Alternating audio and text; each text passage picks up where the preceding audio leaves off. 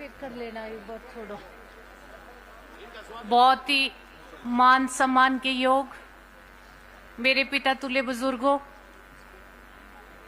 खड़े नौजवान बच्चों और मेरी शक्ति, मेरी मातृशक्ति, मेरी माताएं और बहनों, आप सबका श्यामलोकला गांव में इकट्ठे होने पे और बहुत ज्यादा संख्या में इकट्ठे होने पे मुझे लग रहा है जैसे ये जगह है ना, आप लोगों को देखते हुए बहुत छोटी है आज।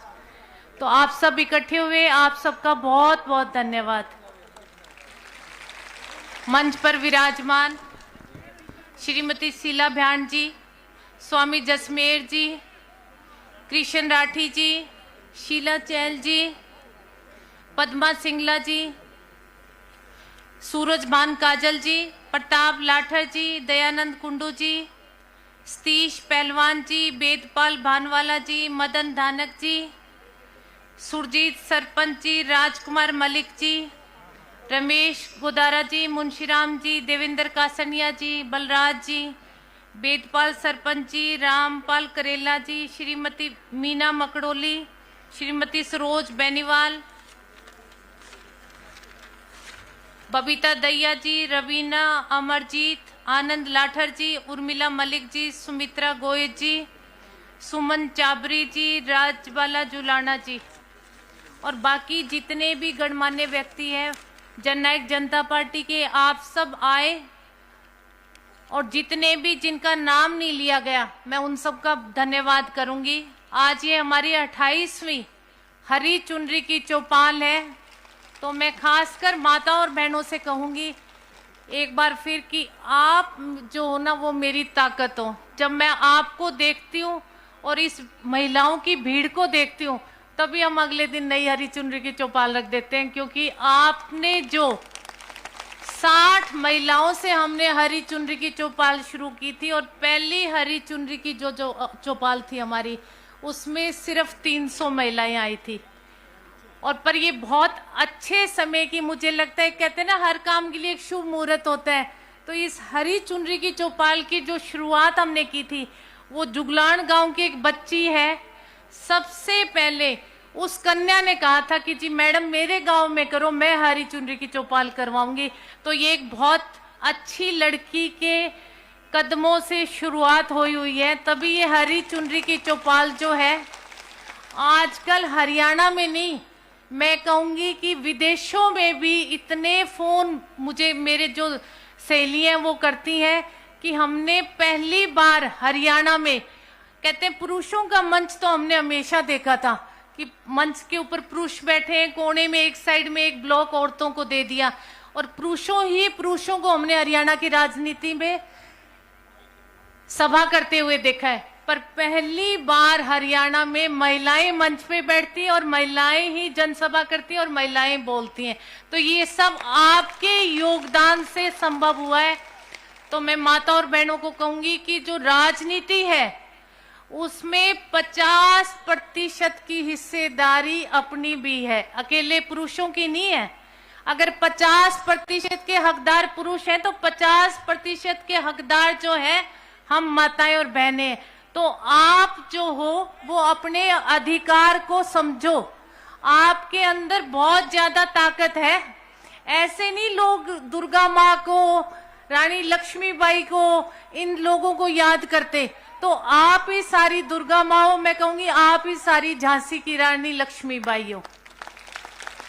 तो आप हरियाणा की इस राजनीति में अपनी ताकत को पहचानो, क्योंकि 4.5 साल हो गए बीजेपी ने इतने बड़े बड़े झूठे वादे किए थे कि बेटी बचाओ बेटी पढ़ाओ, 2 लाख लोगों को हम लोग रोजगार देंगे, हम लोगों को मकान देंगे और बहुत सारे वादे थे जिनके झांसे में मुझे लगता है हम लोग माताएं बहनें ज्यादा फंसी थी कि हमारे बच्चे नौकरी लगेंगे, हम महिलाओं की सुरक्षा बढ़ेगी, हम महिलाओं की शिक्षा बढ़ेगी और बहुत सारे बीजेपी ने वादे किए थे जिनमें झांसे में आके मुझे लगता है मोदी जी को हर हर मोदी घर घर मोदी करके सबसे ज्यादा जो वोट डालने का काम किया था वो हम महिलाओं ने किया था।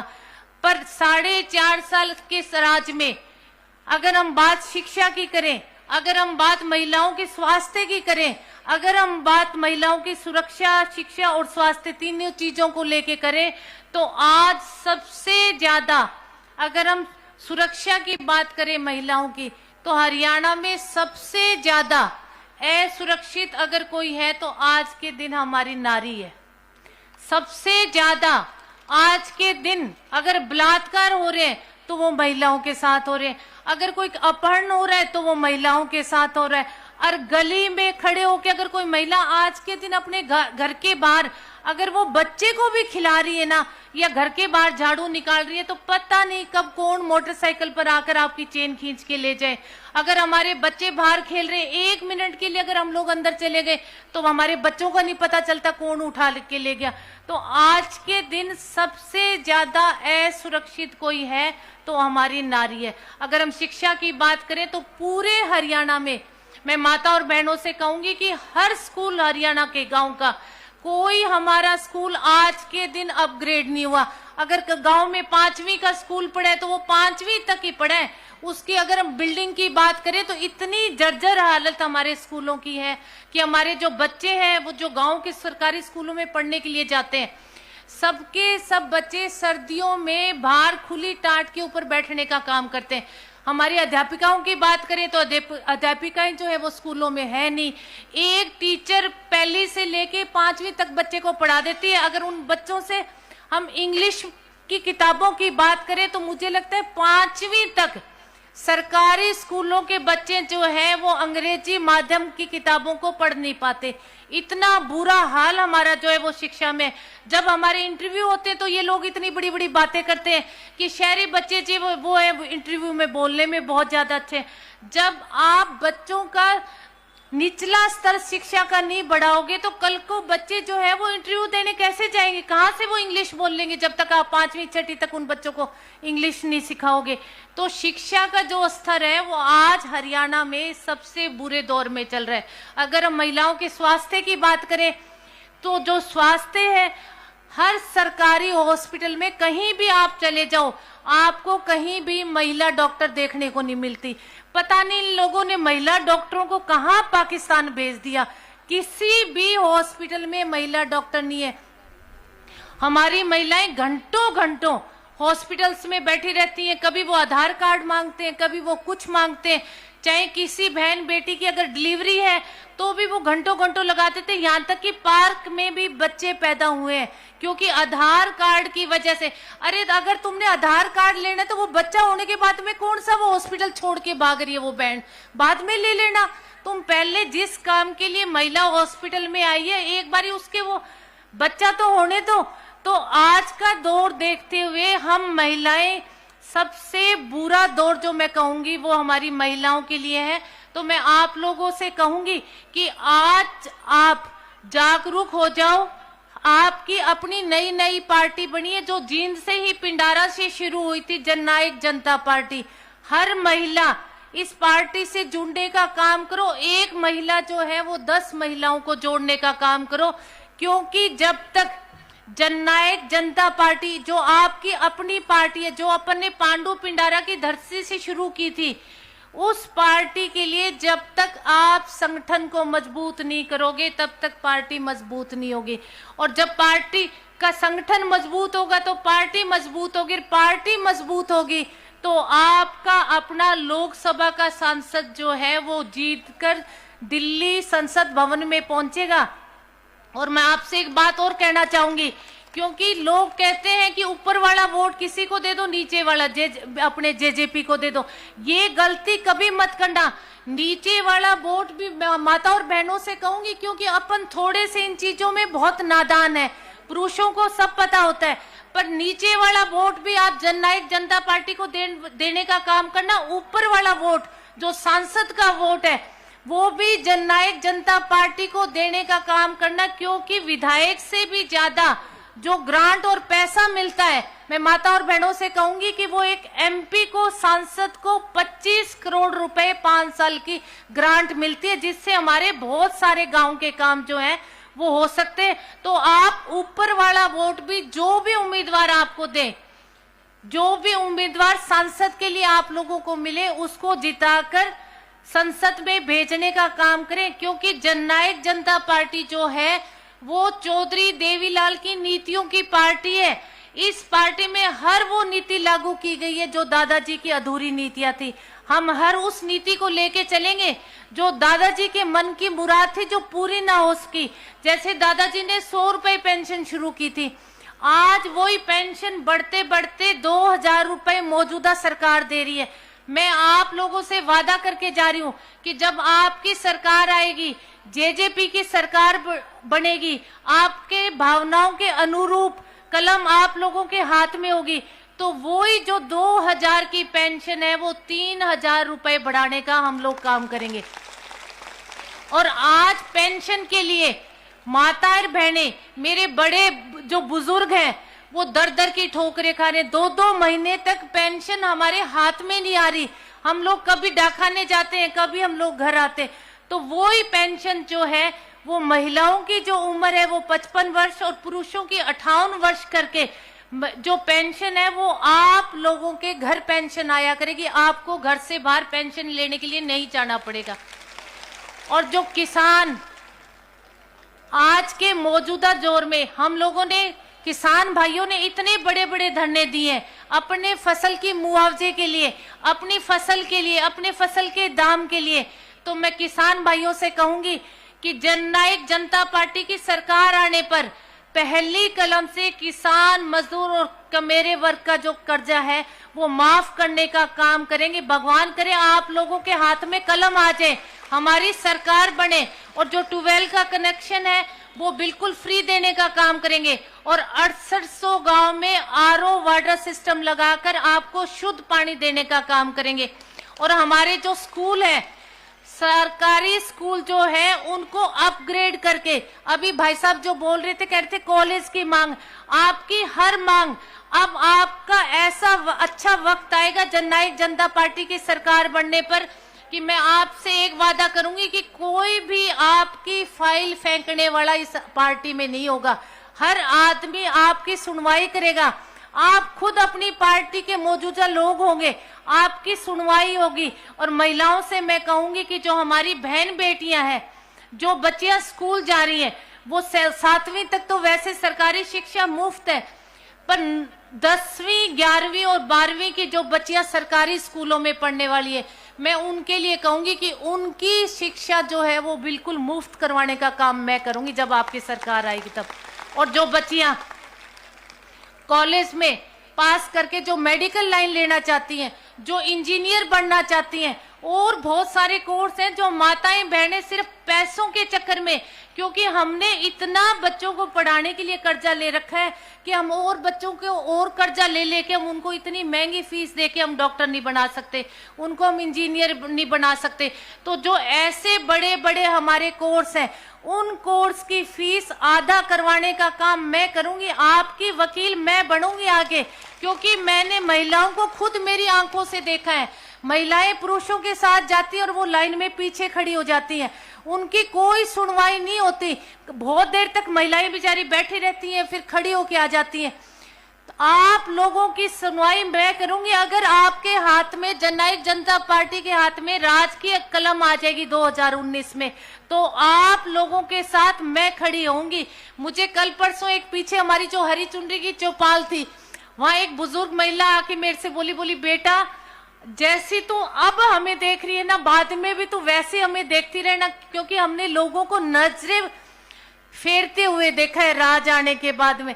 मैंने उनको कहा, मैंने कहा ताई जी जैसे मैं आज हूं ना, अगर दुष्यंत के हाथ में कलम आ गई तो मैं आपको इससे भी ज्यादा नरम मिलूंगी। आगे औरतों के लिए मैं हमेशा खड़ी मिलूंगी। आप लोगों के काम मैं बार बार कहती हूँ कि आप लोग, जब आपके हाथ में राजपाट होगा 2019 में, कलम आपके हाथ में होगी, तो मैं हर महिला से कहूंगी कि आप बेधड़क आके मेरे से मिलना, क्योंकि पुरुष जो है वो अपना काम अजय सिंह जी से, दुष्यंत और दिग्विजय से करवा सकते हैं, पर मैं आप लोगों से कहूंगी कि आपके काम, क्योंकि मैं एक महिला हूं, मैं भी घर गृहस्थी वाली महिला हूं, मैं आप तरह की बिल्कुल आप जैसी हूं, मैं घर चलाती हूं, तो मुझे पता है कि एक महिला महीने का जो घर खर्च मिलता है उसमें अपना घर कैसे चलाती है।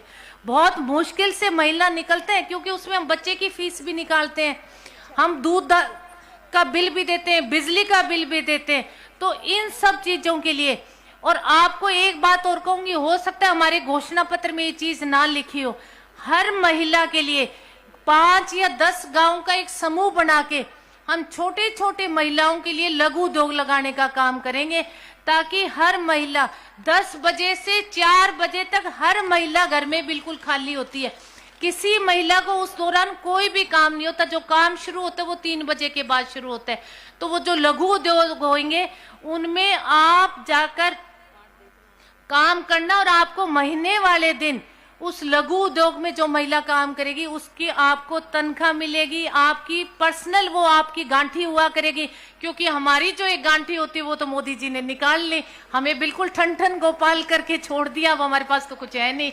तो मैं आप लोगों से कहूंगी कि आप खुद, मैं तो कहूंगी अपने पैरों पे जो लघु उद्योग लगाएंगे, हर महिला कमाने का जरिया ढूंढना उस लघु उद्योग के अंदर, ताकि आप भी महीने वाले दिन, क्योंकि जो पेंशन है वो तो 55 साल के बाद मिलेगी, उससे पहले जो हमारी बहू बेटियां हैं जो पढ़ लिख के बैठी हैं आज के दिन, उनको रोजगार जो है वो भी, जैसे किसानों का कर्जा जो माफ होगा वैसे रोजगार हर घर में एक व्यक्ति को रोजगार देंगे, ताकि जो आज के दिन बेरोजगारी, सबसे भयंकर समस्या हरियाणा में बेरोजगारी है, जिन्होंने 2-2 लाख लोगों को नौकरी लगाने का काम वादा किया था। आज अगर हम सारे हरियाणा का सर्वे उठा के देखें तो सिर्फ और सिर्फ 30,000 बच्चे भी नौकरी नहीं लगे। तो हर घर में जननायक जनता पार्टी की सरकार आने पर एक एक बच्चे को रोजगार मिलेगा, ताकि हमारे बच्चे भी नौकरी करें और महीने वाले दिन तनख्वाह लाकर अपने माँ बाप के हाथों में दे। और जो कर्मचारियों की पुरानी पेंशन है, वो पेंशन स्कीम जो है, अब जो पेंशन रोकी हुई है वो पेंशन स्कीम जो है वो बहाल की जाएगी। और जो प्राइवेट कंपनियां हैं, हमारे हरियाणा में जो प्राइवेट कंपनियां लगती है उसमें 75% की जो हिस्सेदारी है वो हमारे हरियाणा के बच्चों की होगी, क्योंकि जमीन हमारी है, फैक्ट्री हरियाणा की है, तो फिर बच्चे भी उसमें हमारे होने चाहिए, बाहर वाले नहीं होने चाहिए। आज के दिन अगर हम प्राइवेट फैक्ट्रियों को देखें तो उसमें दिल्ली, यूपी और राजस्थान के जो बच्चे वो भरे पड़े हैं। तो आपकी सरकार आने पर इन्हीं फैक्ट्रियों में, और जो नई फैक्ट्रियां लगेगी उनमें 75% जो बच्चे हैं वो आपके अपने हरियाणा के होंगे।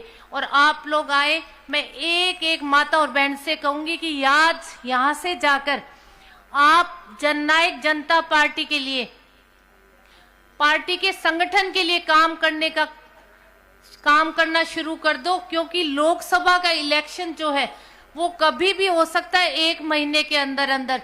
तो पार्टी जितनी मजबूत होगी, संगठन जितना मजबूत होगा, आपका सांसद उतने ही ज्यादा वोटों से जीतकर संसद में पहुंचेगा। और एक बात मैं और कहूंगी, क्योंकि अपनी जो पहली रैली थी वो जींद से शुरू हुई, और जो पहला इलेक्शन था वो भी आप लोगों के हिस्से में आया था, और आपने उस इलेक्शन में दिग्विजय को 38,000 वोट दो दिए। मैं एक एक कार्यकर्ता को उन 38,000 वोटों के लिए धन्यवाद करूंगी, क्योंकि जो 38,000 वोट थे वो आपके कड़ी मेहनत का नतीजा है। कि पहले जो एमएलए बना था वो 31,000 से जीतकर विधानसभा में पहुंचा था, पर मौजूदा सरकार ने सरपंचों पे दबाव डाल के, वोट खरीद के अपने को दूसरे नंबर पर काम करने का काम किए। सारी पार्टियां एक होगी भी किसी भी तरह से जननायक जनता पार्टी जो है वो विधानसभा ना पहुंचे।